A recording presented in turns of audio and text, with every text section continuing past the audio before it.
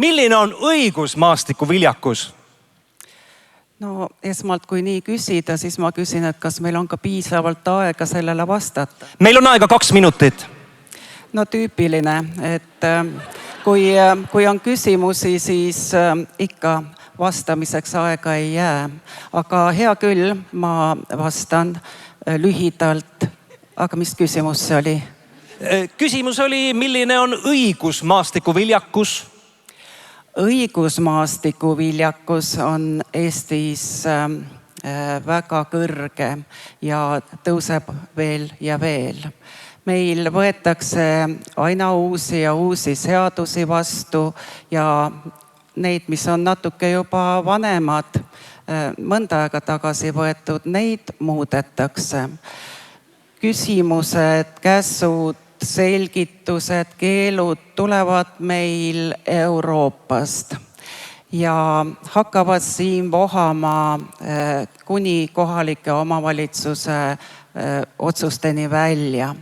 Nii et õigusmaastikul on metsamassiivide asemel regulatsioonide massiivid. Kas siis pole siin ohtu rappa joosta? Väga hea küsimus. Muidugi võib ka rappa joosta, mis on niisugune looduslik väljend. Võib joosta ka hälvestesse ja laugastesse.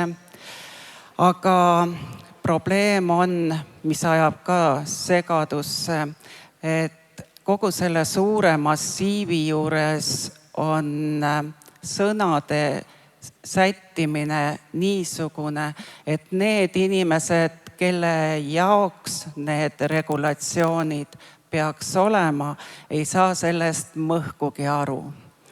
Ja kui inimene aru ei saa, mida võib-olla tema enda jaoks on kirja pandud, siis ta muutub ükskõikseks.